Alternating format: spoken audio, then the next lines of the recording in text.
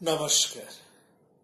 প্রাণারামের মাধ্যমে সম্প্রচারিত ভারত কথার গ্রন্থি মোচনের 184তম পর্বে আপনাদের সবাইকে জানাই সাদর সম্ভাষণ।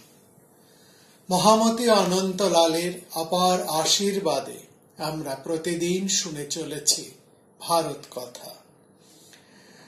ভারত কথার গত পর্বে আমরা এবং গত 1-2 পর্ব ধরে আমরা এই বনপর্বে ক্রোধ ও অক্রোধ এই বিষয়ে দ্রৌপদীর সঙ্গে যুধিষ্ঠিরের একটি দীর্ঘ বিতর্ক বা আলোচনা শুনে চলেছি।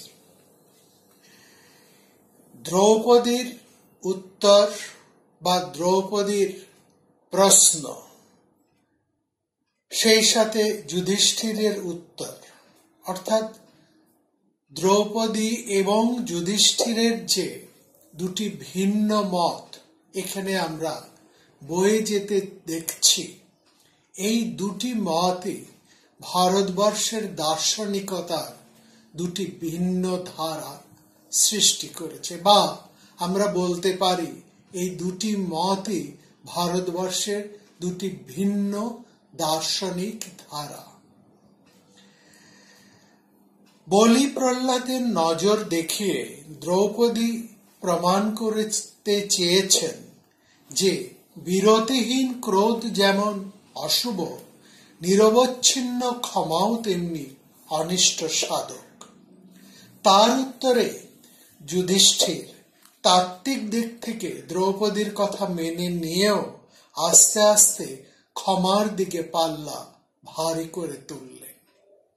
কেননা হিংসার উত্তরে সর্বদা হিংসা করলে জগৎ বিনষ্ট হয়ে যায়। সমতের সমর্থনে একটি অসাধারণ যুক্তি দিলেন মহারাজ যুধিষ্ঠির। তিনি বললেন, ভেবে দেখো দ্রৌপদী, প্রজাদের জন্মের কারণেই সন্ধি। কথাটা শুনতে খুব সহজ সরল হলেও প্রসঙ্গের পক্ষে গভীরভাবে অর্থবহ। সন্ধি, যোজনা, মিলন, এই দুই বিরুদ্ধ শক্তির মিলন। খাণ্ডব দাহনের বরুণ অগ্নির ঘটনাটিকে একটি সূত্রের আকারে বাঁধা হলো যেন। নারীর গর্ভে জল, পুরুষের বীর্যে আগুন, এদেরই সহকর্মিতার ফলে জন্ম নেয় প্রাণীরা। সৃষ্টি ও সৃষ্টির ধারাবাহিকতা রক্ষা পায় এবং বিপরীতের এই সন্ধির উপরেই নির্ভর করে আছে আর সব জন্ম এবং উৎপাদন। বৃষ্টি ও রৌদ্রের সমবায়ে শস্য ফল সঞ্জাত ও পরিপুষ্ট হয়। আগুন জলের সংযোগে আমাদের অন্ন স্বাদু ও সুপাচ্য হয়ে ওঠে। এমনকি বৃষ্টিদাতা মেঘের মধ্যেও লুকিয়ে আছে দেবরাজের বজ্র, বিদ্যুৎ রূপী সেই অগ্নি, যার আঘাতে দানবের অস্থি বিদীর্ণ হয়ে যায়। জড় প্রকৃতির এই মিলন ধর্মিতা থেকে যুধিষ্ঠির একটি মানবিক নীতি গ্রহণ করেছিলেন। কিন্তু যে নিয়ম নিতান্তই জড় প্রকৃতির, তা প্রকৃতচ্যুত হয়ে মানুষের জীবনে প্রযোজ্য হতে পারে কিনা, এ প্রশ্ন আমাদের মনে অনেক সময়ই উঠে আসে। এই নিয়ে দ্রৌপদী এখন বহু তর্ক করবেন। দ্রৌপদীর এই বিষয় নিয়ে অনেক কথা আমরা শুনব। আর আমরাই বা কি করে যুধিষ্ঠিরের পক্ষ নিতে পারি বলুন তো? যেখানে যুধিষ্ঠির নিজেই তার ব্যবহারিক জীবনে বারবার এই বিশ্বাস থেকে স্খলিত হন। যখন তাকে দেখা যায় জীবনের সঙ্গে সন্ধি স্থাপনে উৎসুক হয়েও তিনি নিজের মধ্যে বিভক্ত। বনপর্বের পর থেকে তিনি যা কিছু করেন বা করেন না, তা লক্ষ্য করলে অনেক সময় আমাদের মনে হয় তার চিন্তা পীড়িত অস্থৈর্যের চেয়ে তার মীমাংসাহীন আত্মজিজ্ঞাসার চেয়ে অনেক ভালো ছিল তিনি যদি সরাসরি যুদ্ধনীতি, সমাজনীতি, সংসারের ধর্মকে সহজভাবে নিতে পারতেন, কিংবা কিছুটা নীতিহীনতার মধ্যেও তিনি চলতেন। অন্তত তা হয়তো অনেক বেশি ফলপ্রদ বা প্রগতিশীল হয়তো হতো, আপাতত আমাদের বিশ্বাস। মনে হয় যুধিষ্ঠির যেন একটা সম্ভাবনা, সেই সম্ভাবনার পরিপূর্ণতা কিন্তু আমরা এখনো যুধিষ্ঠিরের মধ্যে তেমন ভাবে লক্ষ্য করি না। আর এটাও তো ঠিক, যুধিষ্ঠির তার মর্তসীমা মেনে নিয়েছেন, তার চরিত্রে কোনো চরমতা নেই। আমরা যার ঋজুতার জন্য আকাঙ্ক্ষা নিয়েও বক্রপথে না চলে পারি না, আদর্শের প্রতি অনুরাগ নিয়েও হতে পারি না নিষ্কল ভাবে আপোষহীন, যেহেতু আমাদের প্রয়োজন আমাদের বাধ্য করে, সুখে দুঃখে পরিবর্তনশীল এই জগৎ আমাদের বাধ্য করে, সেই আমাদেরই মতো একজন বলে তাকে বড় আপনার বলে আমাদের মনে হয়। এখানেই যেন যুধিষ্ঠিরের চরিত্রের একটা সার্থকতা মহাকবি মেলে ধরেছেন। তাকে যুধিষ্ঠিরকে আমাদের একজনের মতো দ্বিধা দীর্ণ মানুষের মতো মনে হলেও কোথাও যেন তিনি অনেক বেশি মননশীল, অনেক বেশি অনুভূতি সম্পন্ন, আরো অনেক উন্মিলন ভাবে সচেতন, ধর্মাত্মা, কিন্তু তিনি কখনোই ধর্মান্ধ নন।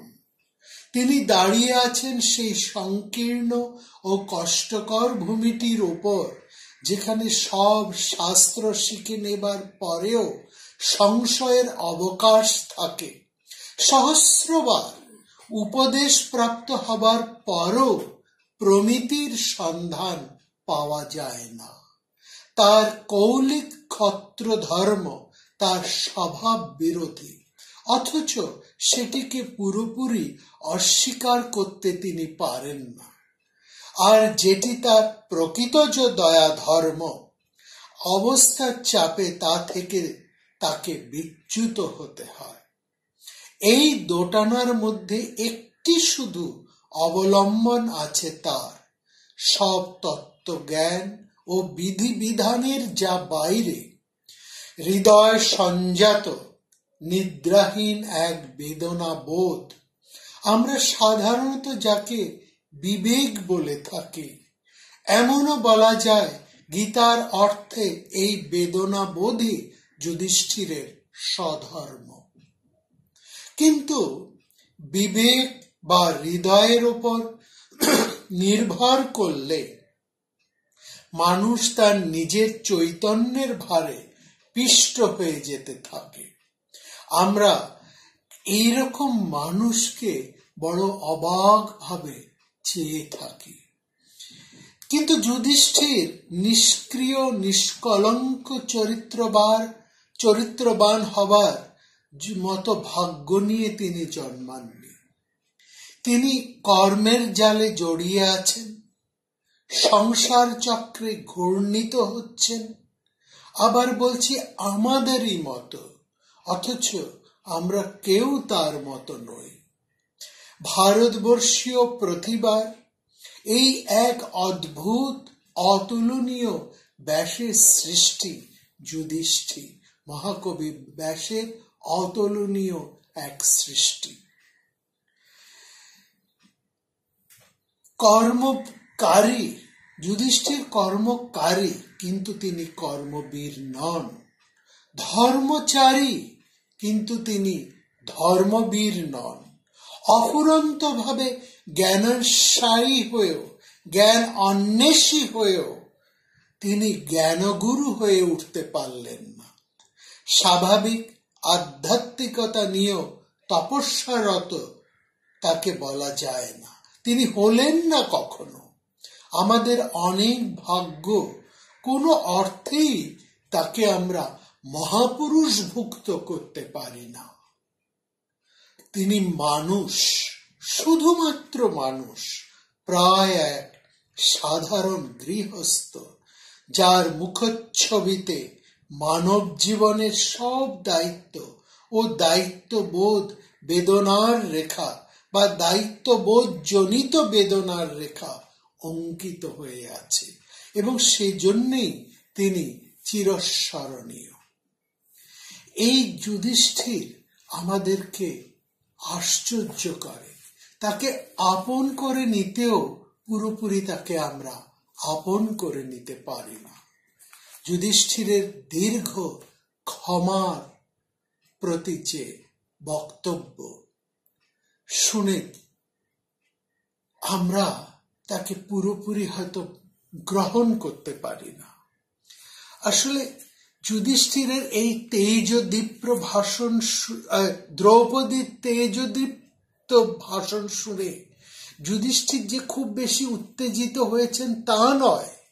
তার মতে মৃদু কোমল মানুষের মতো শক্তিমান পুরুষ কেউ হতেই পারে না। কর্তব্য অকর্তব্যের জ্ঞান যেহেতু ক্রোধী লোকে থাকে না, তাই ক্রোধের সমপর্যায় তেজ প্রদর্শনী যুধিষ্ঠিরের কাছে নিতান্তই এক অশ্রদ্ধেয় কথা। ক্রোধের দুর্গুণটাই তার কাছে সবচেয়ে বড় হয়ে ওঠে, এবং চিরকালীন ভারতবর্ষীয় সহনশীলতা এবং ক্ষমাগুণের পরম মহত্ব তিনি সযৌক্তিকভাবে প্রতিষ্ঠা করার চেষ্টা করেন। প্রকৃত তেজস্বী ব্যক্তির পক্ষে ক্রোধ যে কোনো গুণের কথা নেই, সেই কথাটা বলতে গিয়ে তিনি একটা কথা সেখানে বলেছেন যা আমাদেরকে একটু ভাবায়। তিনি বলছেন, দুর্যোধন আমার ক্ষমা ধারণ করার যোগ্য নয় বলেই সে অক্ষম পুরুষ, কিন্তু আমি তো তার মতো কাজটা করতে পারি না, এবং পারি না বলেই আমি যুধিষ্ঠির। এবং সেই সঙ্গে যুধিষ্ঠির এই কথাটাও বুঝিয়ে বলার চেষ্টা করেছেন দ্রৌপদীকে, দেখো কল্যাণী, আমার এই সহনশীলতা, এই ক্ষমার গুণটা কিন্তু কুরুবৃদ্ধরা সকলেই সমর্থন করেন, এমনকি সমর্থন করেন শ্রীকৃষ্ণ। আসলে যুধিষ্ঠিরের মতো মানুষের বিচার এত বেশি ভালো, এত বেশি দার্শনিক যে সেটাকে ধারণ করতে, সেটাকে উপলব্ধি করতে আমাদের মতন সহজ সাধারণ মানুষের পক্ষে ভীষণ কষ্ট। যুধিষ্ঠির, যে কথাটি আগে বলেছি, যুধিষ্ঠির আমাদের মতো দোষগুণে মানুষ হয়েও কোথাও তিনি যেন আমাদের ধরা ছোঁয়া এবং অনুভূতির, অনেক সময় অনুভূতিরও বাইরে।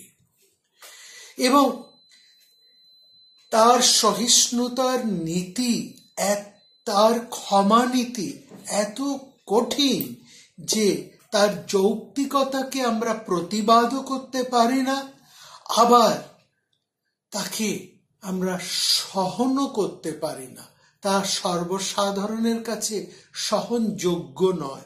এবং দ্রৌপদীকে দেখছি তিনি যেন সহ্য করতে পারছেন না তার জ্যেষ্ঠ স্বামী এই ঔচিত্যের মহিমা।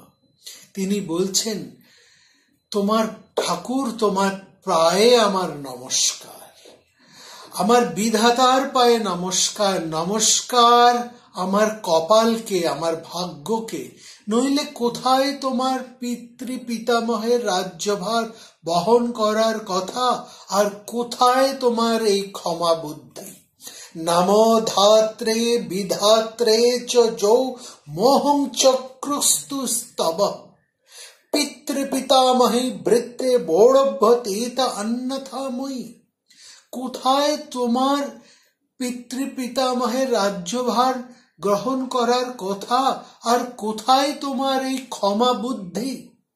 যুধিষ্ঠির খুব তির্যক ভাবে, দ্রৌপদী খুব তির্যক ভাবে যুধিষ্ঠিরের ধর্মনিষ্ঠতার প্রশংসা করছেন, বলছেন ধর্মের জন্য তুমি আমার সঙ্গে তোমার ভাইদেরও ছাড়াতে পারো, সেটা আমি জানি, সেটা আমি বুঝতে পারি।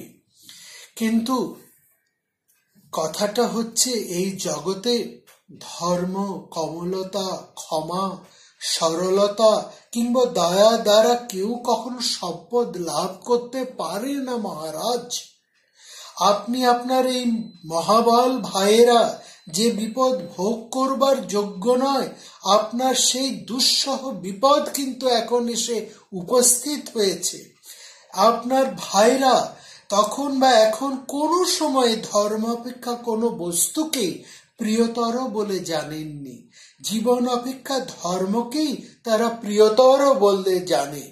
এবং আপনিও ধর্মার্থে রাজা এবং ধর্মার্থে জীবন, এবং সেটা এই ব্রাহ্মণেরাও জানেন, আমাদের গুরুজনেরাও জানেন এবং দেবতারাও জানেন।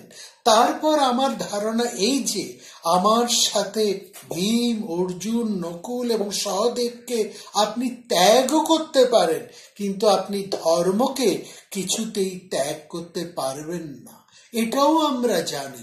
ভীমসেন অর্জুন চেম মদ্রেও চ মায়া সহ তাজ্যতি নীতি মে বুদ্ধির্ন তু ধর্মং পরিত্যাজ। আপনি আমাদের সবাইকে ত্যাগ করতে পারেন, কিন্তু আপনি ধর্মকে ত্যাগ করতে পারেন না, এটা আমরা জানি। আমি গুরুজনদের কাছে, জ্যেষ্ঠদের কাছে শুনেছি যে রাজা ধর্মকে রক্ষা করলে ধর্মও রাজাকে রক্ষা করে। রাজনং ধর্ম গুপ্তারং ধর্ম রক্ষতি রক্ষতঃ, ধর্ম রক্ষতি রক্ষিতঃ। কিন্তু সেই ধর্ম তো আপনি রক্ষা করেন না, এবং সেটাই আমার বিশ্বাস, যে ধর্ম পালন করলে, যে ধর্ম রাজাকে রক্ষা করে, আপনি কি সেই ধর্মকে পালন করছেন? আপনি সমস্ত পৃথিবী লাভ করেও সমান বা নিকৃষ্ট লোকের অবমাননা করেননি, আপনি কাউকে অসম্মান করেননি, এবং প্রভুত্ব লাভে আপনার মধ্যে কোনো স্পৃহা, কোনো অহংকারেরও সৃষ্টি হয়নি, সেসব আমি জানি। কিন্তু রাজা, আপনাকে আমার একটা প্রশ্ন আছে। আপনি সমস্ত মহাযজ্ঞ করেছেন, আপনি বহু দান করেছেন, আপনার সংসারে ব্রাহ্মণেরা, গৃহস্থেরা স্বর্ণ পাত্রে প্রতিদিন ভোজন করেছেন। কিন্তু রাজা, একটা প্রশ্ন আপনাকে আমি জিজ্ঞেস করি, তারপর আপনি ভ্রান্তি বুদ্ধিবশত সেই দারুণ দ্রুত ক্রীড়ার সময় রাজ্য, ধন, অস্ত্র, আপনার ভাইদের এবং আমাকে পর্যন্ত আপনি হারিয়েছেন। আপনি সরল, কোমল, দাতা, লজ্জাশীল এবং সত্যবাদী, তবু কেন আপনার এই দ্রুত ক্রীড়ার মতন পাপিষ্ঠ বুদ্ধি উদয় হয়েছিল? রাজ্যং বসুনায়াধিন ভাতৃং মাঞ্চাপি নির্জিত রিজ মৃদ বদনস্য রিমিত সত্যবাদিন কথমস্কা ব্যাসন যা বুদ্ধিরাপতিত তব। কি করে আপনার এইরকম দ্রুত ব্যাসনের বুদ্ধি উপস্থিত হয়েছে মহারাজ? কি করে এই বুদ্ধি আপনার উপস্থিত হয়েছিল? আপনার এই দুঃখ এবং এই বিপদ দেখে আমার মন ভারাক্রান্ত হয়ে যাচ্ছে, এবং আপনার প্রতি আমি দুঃখ অনুভূতি করছি, আমার মন দুঃখিত হয়ে যাচ্ছে। এই কি করে সম্ভব আপনার মতো মানুষের পক্ষে এমন মোহ গর্তে নিপাতিত হবার? দেখুন রাজা, মানুষ যেমন কাঠ, পাষাণ, লৌহ দ্বারা অচেতন ও নিশ্চিষ্ট কাঠ, পাষাণ ও লৌহকে বিনিষ্ট করে, সেই রকম মাহাত্ম্যশীল, ক্রীড়াশীল, জনকবিহীন অথচ সকলের জনক, সকলের পিতাস্বরূপ ঈশ্বর মায়ার দ্বারা সমস্ত প্রাণীগণকে আচ্ছন্ন করে রাখেন। এখানে একটি কথা আছে মহারাজ, বাবা এবং মা, পিতা ও মাতা যেমন দয়া সহকারে পুত্রদের সাথে ব্যবহার করেন, ঈশ্বরও সেই রকম দয়া সহকারে প্রাণীদের সাথে ব্যবহার করেন, কিন্তু সেই ঈশ্বর ক্রোধ সহকারেই যেন আজ তার সকল সন্তানের সাথে ব্যবহার করছেন। আমি তো ঈশ্বরের মধ্যে সেই সন্তানের ভালোবাসা, সেই সন্তানের প্রেম, সন্তান স্নেহ তো আমি লক্ষ্য করছি না। সচ্চরিত্র লজ্জাশীল সজ্জনকে দুঃখিত দেখে, আমি অসজ্জনদেরকে সুখী দেখে আমি চিন্তায় বিহ্বল হয়ে যাচ্ছি। আমি মানি আপনি অন্য কোনো সাধারণ মানুষের মতো নন।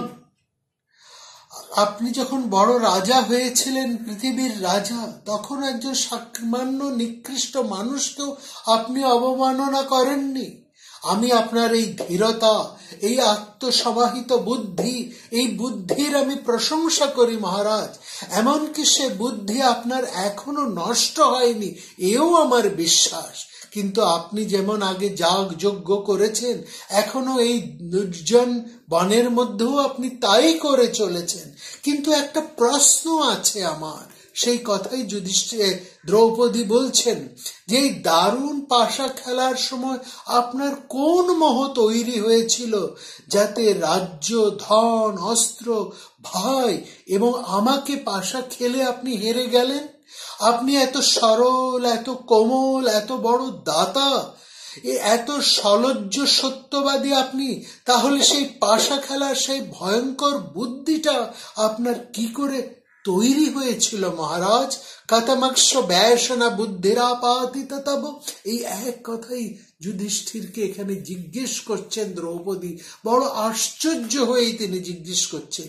দ্রৌপদী বোধহয় বলতে চাইছেন, এই যে পরের পর দান ফেলে বাজি জেতার চেষ্টা করেছিলেন, তার মধ্যে তো একটা ক্রোধ কাজ করেছে, এক প্রকার হিংসা। আপনাকে জিততেই হবে, এবং সেটা ধন, জন, সম্পত্তি, ভাই, বউ, সবার মূল্যে আপনাকে জিততে হবে।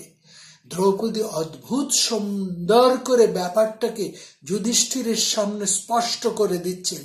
দ্রৌপদী বলছেন, আমি বিধাতাকেই দোষ দিই। মানুষ যেমন পাথর দিয়ে পাথর ভাঙে, লোহা দিয়ে লোহা পেটায়, তেমনি ভগবানেরও বোধহয় এই মায়া কপটতা আছে যে তিনি প্রাণীদের দিয়েই প্রাণীদের হিংসা করান। ঈশ্বর পুরুষকে আমার পিতা মাতার মতো এখন এত স্নেহ বৎসল বলে মনে হচ্ছে না মহারাজ। মনে হচ্ছে সাধারণ ইতর প্রাণীর মতনও বুঝি তার ক্রোধ আছে। তিনি মানুষের সঙ্গেই ক্রোধের মতন আচরণ করে চলেছেন। না হলে এমন কি কখনো হয়? এমনকি এটা সম্ভব যে আপনার মতো সরল, সোজা, ধর্মপরায়ণ মানুষ এত বিপদে পড়ে আছে, আর দুর্যোধন বসে আছে অনন্ত সম্পদের মধ্যে? ভগবান বুঝি বিপরীত ভাবেই সবকিছু ভাবে। আমি সেই বিধাতারই নিন্দা করি। ধাতারং গর্হে পার্থ বিষম জ্ঞানুপশ্যতি। দ্রৌপদীর শেষ যুক্তিটা যুধিষ্ঠিরের মতো ধর্ম বিষয়ে এক কুটো তার্কিককেও বিস্ময়ে হতবাক করে দিয়েছে। যুধিষ্ঠির বলছেন, দুর্যোধন সমস্ত ধর্মশাস্ত্র অতিক্রম করেছে, সে লোভী, তার স্বভাব ক্রূর, তবু বিধাতা তাকে কি অতুল সম্পত্তি দিয়ে কি ফল লাভ করছেন আমি জানি না। তবে যুক্তির কথা যদি ধরেন, তবে বলি মহারাজ, যদি পুরনো কর্মফল কর্মকারী কর্তাকেই অনুসরণ করে, তবে ঈশ্বরও তো চরম পাপে লিপ্ত হবেন। কর্মণা তব পাপেন লিপ্যতে নূনম ঈশ্বর। আর যদি এমনই হয় যে প্রাক্তন কর্মকারী কর্তাকে অনুসরণ করে না, তাহলে তো শক্তি এবং বলই তো তাহলে সব। ঈশ্বরের ক্ষমতা আছে, বল আছে, অতএব যথেচ্ছভাবে তিনি যা ইচ্ছে যেন করে চলেছেন। সেক্ষেত্রে দুর্বল লোকের জন্যই আমার কষ্ট হচ্ছে। কারণং বল মে বেহ জননং শৌচামি দুর্বলম। দ্রৌপদী বলতে যেন চাইছেন দুর্যোধনের বল আছে, তাই তিনি যেন যা ইচ্ছে করে চলেছেন, আর ঈশ্বরের অনন্ত বল, তাই তিনি যেন যা ইচ্ছে করতে পারেন। কিন্তু সেক্ষেত্রে আপনার মতো দুর্বল লোকের জন্যই আমার কষ্ট হয়। সোচামি দুর্বলানাম। যুধিষ্ঠির অবাক হয়ে গেলেন। এক গৃহমেদী রমণী, পঞ্চপাণ্ডবের ললিতা গৃহবধূ, সে এত ভালো কথা বলে। যুধিষ্ঠির অবাক হয়ে বলে ফেলেন, তুমি এত ভালো কথা বলো দ্রৌপদী, এত সুন্দর, এত অর্থবহ শব্দ, অথচ মৃদুল কোমল শব্দের বিন্যাস, বগ্ল চিত্রপদং সক্লং যজ্ঞসনী তয়া বচা। কিন্তু কথায় ব্যঞ্জনায়, দ্রৌপদীর যৌক্তিকতায় যুধিষ্ঠির কিন্তু ধরা পড়েন না। তিনি বলেন, এত ভালো কথা তুমি বলো বটে, কিন্তু তোমার কথা যেন আমার কাছে নাস্তিকের মতো লাগে। নাস্তিকস্য প্রভাবসে। দেখো, কোনো কিছু পাওয়ার জন্য আমি ধর্মাচরণ করি না। দ্রৌপদী স্তব্ধ হয়ে রইলেন যুধিষ্ঠিরের কথায়। যুধিষ্ঠির বলে চলেছেন তার সেই অনন্ত বিশ্বাস হতে এক গভীর প্রত্যয়ের কথা। যা বলছেন তিনি শুনব আগামী পর্বে। নমস্কার।